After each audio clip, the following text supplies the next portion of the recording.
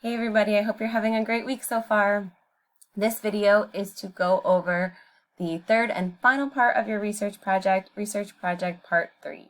And this part of your research project is focused on modes of observation, all the stuff that you've been learning since our last exam. The due date for this assignment is Friday, December 10th, which is during finals week, and it's due at 11:59 p.m. You'll find the submission site on Blackboard. I'll send out an announcement when it's available, and it'll be located under the Tests and Assignments tab. The the total points is 50 points, just like all the other parts.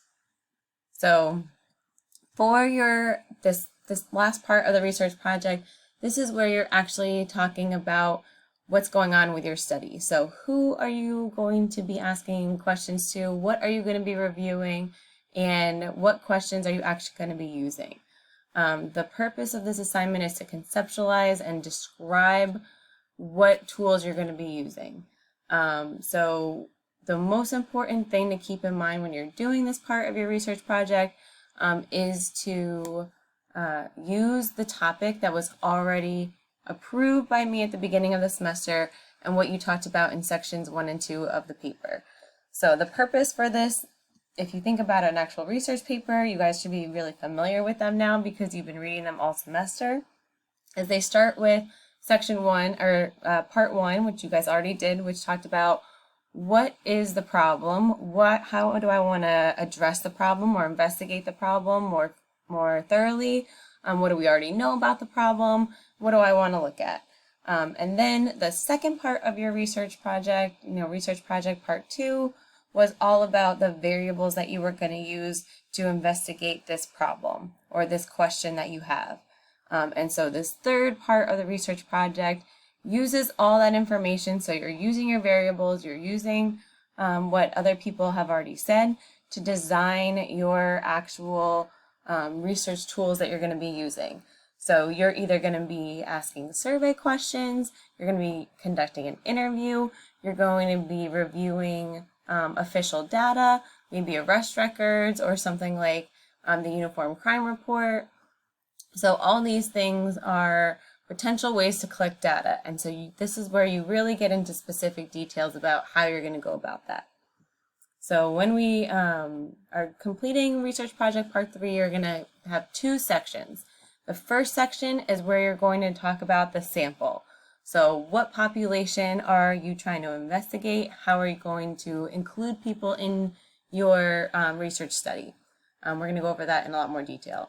And then the second section is where you actually develop your mode of observation. So if you're using a survey, writing your survey questions. If you're conducting an interview, using your interview questions. If you're planning on using official data, what data are you going to use? How are you going to collect it? What questions are you going to be focusing on? So we'll go over all this in a lot more detail. So when you are designing your mode of observation, when you're designing your research tool, keep in mind that you have unlimited resources for your research design. So things that might be constricting out in actual research when you're performing it don't necessarily apply to you. So you have unlimited amounts of money, you have unlimited ways to travel, things like that. But you do have to keep in mind that your design should be plausible and ethical. So saying that you're going to you're going to ask questions to every single person in America is not going to work. So that is not plausible. You would never be able to complete that. It's unrealistic. Not everyone is going to answer your survey, which is why we do sampling. So keep that in mind when you're coming up with your research design, that although you have unlimited amounts of funds to use to collect this data, which basically breaks down a lot of barriers for you as a researcher, you still have to keep in mind that it has to be plausible and ethical. So let's say ethical. For example, you want to understand the effects of heroin on behavior. And so you design a study where you assign people to 2 separate groups, the treatment group and the experimental group, and you give everyone in the treatment group a shot of heroin.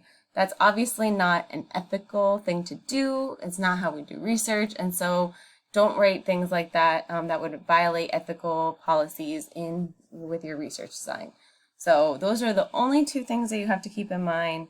Otherwise, you have a lot of freedom when you're designing this because you have unlimited funds. Also keep in mind that you don't have to reference any articles or other sources for this part of the assignment. So you are more than welcome to. In fact, if you do use information from an outside source, you absolutely must cite it because otherwise it's considered plagiarism. So don't plagiarize, make sure you include citations if you use them. It's just not necessary for you to actually use them for this part. So keep in mind that if you do use citations, you need to include an in-cite or in-text citation, meaning that at the end of the sentence or in the sentence, you include the author's names and the year of publication. And you also need to include a reference page if you're going to use outside sources. So you have to have both in the paper if you choose to use them. They're not required. All right, so let's get right into what you're going to be doing for section 1. So section 1 is all about sampling, all about the sampling technique and what mode of observation you might be using. So first, just like any section of the research paper, what you're going to be doing is restating your research question. So what are you studying? You already talked about this stuff in project 1 and 2, so you don't necessarily have to go into great detail in this part. Just a real quick summary, a couple sentences, 5 sentences that state things like what's your hypothesis, what variables are you going to be using, and what design your experiment's going to be. Is it going to be experimental, quasi-experimental? How are you going to be answering your research question or hypothesis? So short paragraph right there. All right, and then paragraph 2 is going to be a little more in depth. So paragraph 2 is all about what technique you're going to be using in order to collect your sample.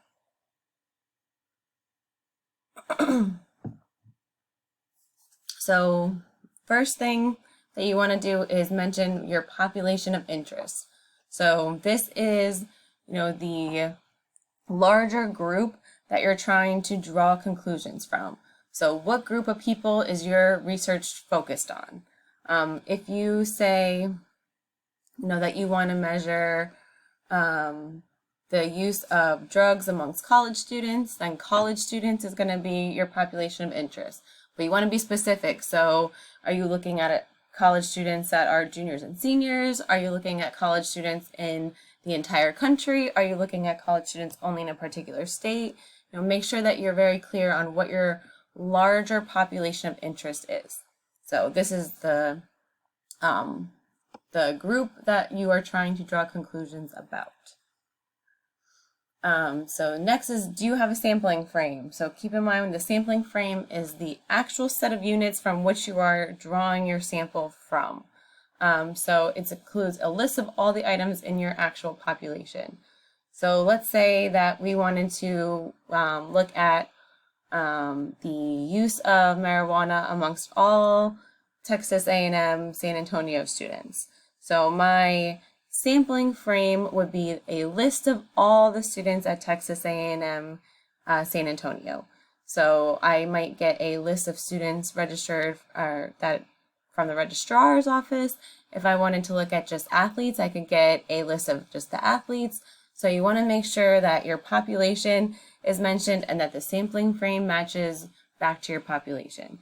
So if I wanted to talk about all students marijuana use at Texas A&M San Antonio, then I would get a list from the registrar, not from the athletics department, because I'm looking at all students and not just the athletes. Hopefully that makes sense. Okay, so talk about your sampling frame, what your sampling frame is, where you're going to get it from, things like that. Then, how are you going to select your sample? So we have discussed the difference between probability and non-probability samples, and this is where you're going to be talking about which one you are using, why it's the best one to use for your research project, and how you're going to go about collecting your sample. So just as a reminder, a probability sample means that each member of your population has the same chance of getting selected for your survey. So let's say that you have a list of 100 people in your population and you're choosing 50 of them to be in your survey. Every single person has the same chance of getting selected to be in the survey. So this is the best way of getting a representative sample, which it means that the sample is representative of the larger population that you're trying to draw conclusions from. And so when you're discussing this part, you want to talk about what type of probability sample that you are going to be using. So what sampling technique you're going to be using. So probability samples include simple random sampling, systematic sampling, stratified sampling, disproportionate stratified sampling, multi-stage cluster sampling, and multi-stage cluster sampling with stratification.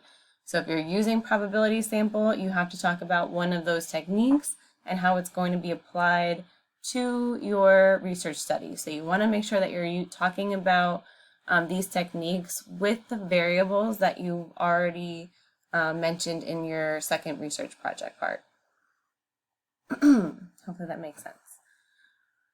So as your book talks about, it's not always possible to use standard probability sampling methods.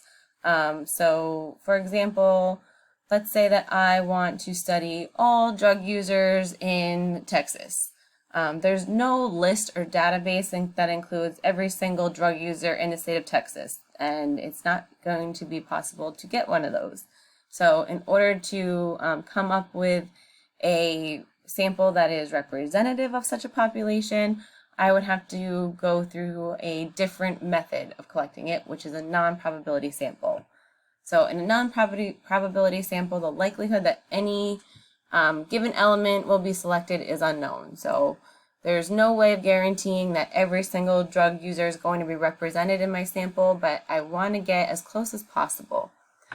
So types of, if I choose to go the non-probability sample route, I'm going to use one of the following techniques, which are purposive or judgmental sampling, the reliance on available subject sampling, which is not the same as a convenient sample, make sure that you know the difference, and snowball sampling, which is probably the most common approach in qualitative research. So make sure that you are discussing your sampling technique using the variables that you talked about. So this part right here. Make sure that you're using your actual variables that you've already mentioned. So for example, if your research question was how many students at Texas A&M San Antonio are using marijuana, you would talk about the student population as a whole. You would talk about how you're going to get your list of all the students and how you're going to choose students from that list, which is your sampling frame, to participate in your study. So for example, if I was using a probability sampling method, I would maybe assign everybody a number and have a computer choose numbers at random. So that would be my technique, and I want to make sure that I'm talking about this in relation to my variables. So make sure that's clear. All right, then we have paragraph 3, which is talking about how you're going to collect your data now that you have your sample already established.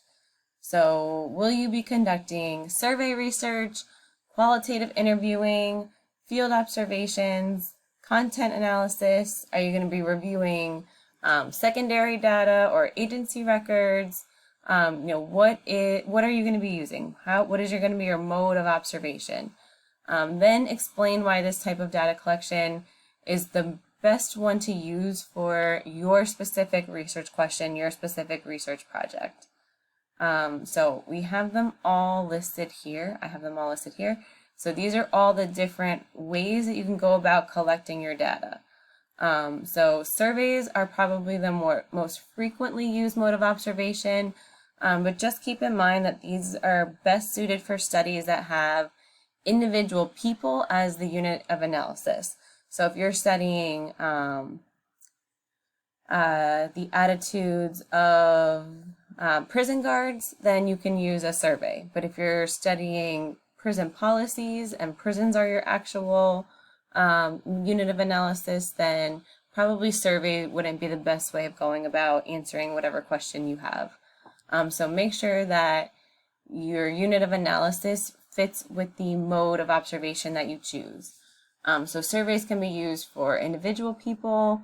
They can also be used to study things that in regards to households or organizations, but there's going to have to be a designated person to respond to the questionnaire. So keep that in mind when you are discussing how you're going to actually conduct your survey research.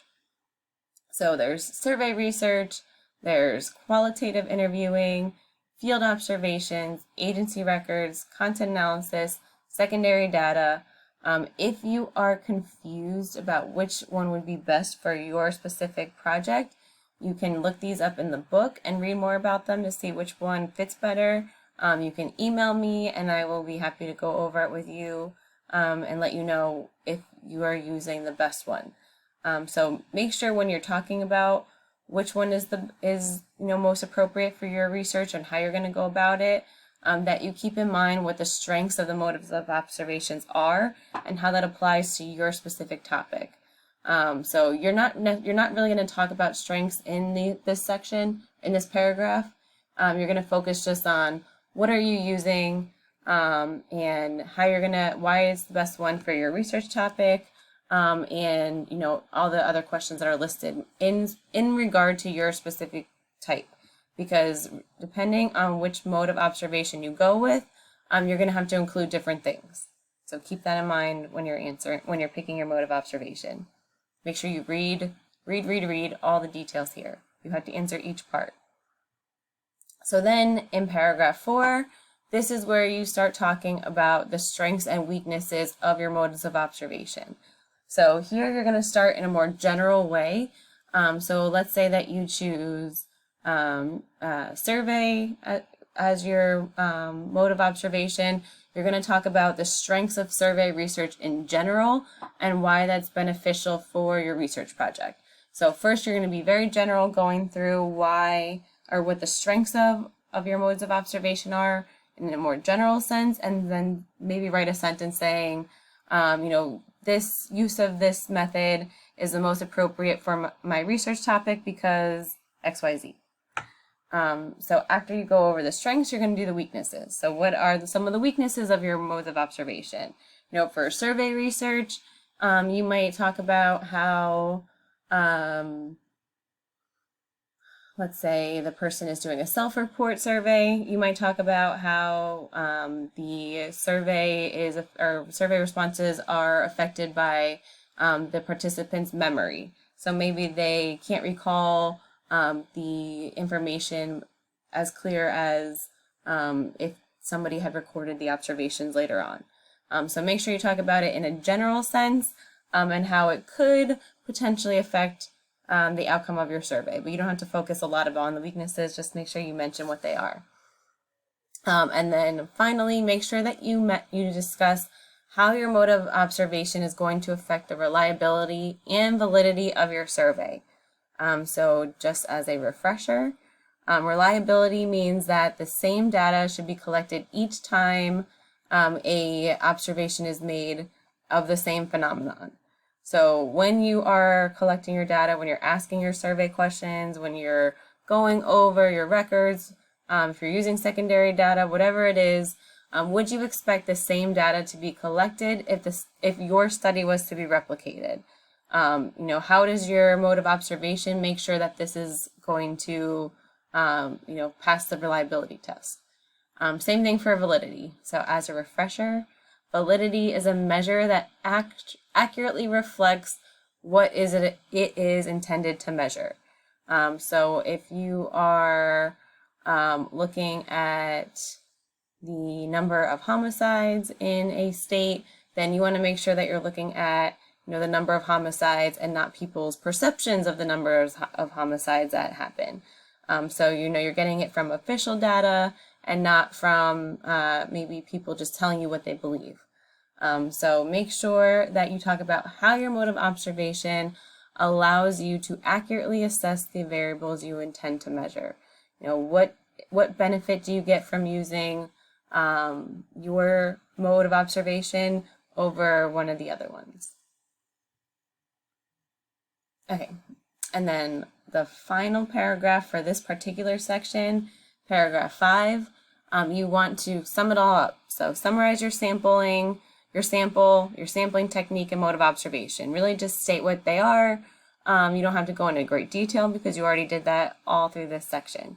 And then at the end, maybe write 2 to 3 sentences describing how your sampling technique, and your mode of observation are going to allow you to answer your hypotheses. Make sure that here you really tie these together. Just a couple of sentences needed. All right, for your second part of your survey, or of your research project, section 2, developing your mode of observation for data collection. So now you've already talked about who you're going to be looking at, how you're getting your sample, and what you're going to be using as your mode of observation, so how you're going to be collecting your data. And so now it's time to develop your actual research tool that you're going to be using to ask the questions, collect the data that is needed in order to answer your research question. So most importantly, make sure you use the same mode of observation you discussed above in section 1. You just went over what you're going to do, how you're going to do it. Make sure you are consistent and stick with that same mode of observation. If when you're writing your section 2, you feel that you aren't really getting at the actual research question the way you want to, you can always go back to section 1 and try to rethink how you want to go about collecting your data. So make sure, this is why I recommend doing this part of the project earlier instead of waiting till last minute, because if you don't like it, you can always go back and change it and make it flow better, make sure that you're actually going to be able to answer your research question.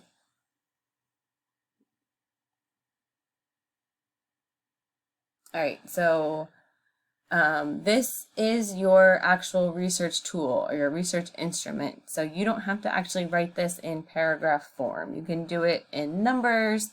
You can do it in bullet points. Just make sure that it's clear and make sure that you're hitting all of the specific things that you need to, depending on your mode of observation.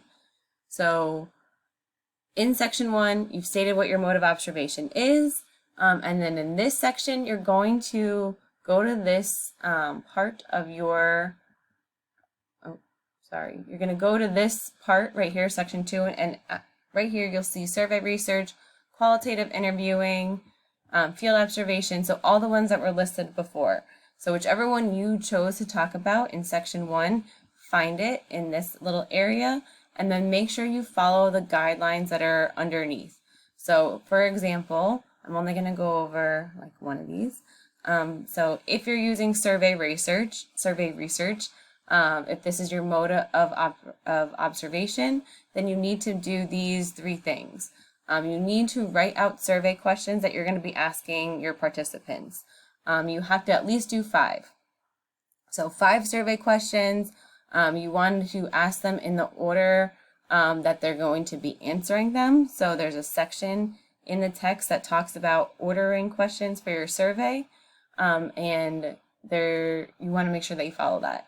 There are guidelines presented in your text, specifically for survey research. The pages 235 to 242 of your text talk about the guidelines that you should follow when you're designing your research questions to be used in a survey. So go to that part of the book. Make sure that your questions are following those guidelines. And so as you're going to see, qualitative interviewing, there's 3 different types: structured or semi-structured interview, unstructured interview, and focus groups. So depending on what you talked about in research in the section 1 of your research project, you're going to follow the guidelines underneath that specific part. And like I said, they're all a little different, so make sure that you're really closely paying attention to which part you're answering. One thing that you're going to see in common is that you need at least 5 examples, regardless of if you're doing survey research, qualitative interviewing, field observation, agency records, content analysis, secondary sources of data. I need at least 5 examples of questions, forms, pieces of information that you're going to be looking at. So I gave you the page numbers if you're trying to do survey research, but every single one of these is going to have specific guidelines for asking questions and designing your questions appropriately. So I recommend finding these specific things in your book and going to that section and reading over that section before starting so that you make sure that your research tool follows the guidelines presented. Okay. So each one has their own thing, and I'm happy to answer more questions if you have them. One thing you're also going to see is that you want to be relating these things back to testing your hypothesis. How are these specific pieces of information going to make it possible for you to test your research question?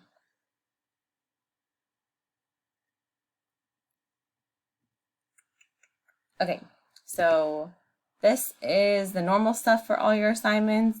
Your assignment must be typed, 12-point font, double-spaced.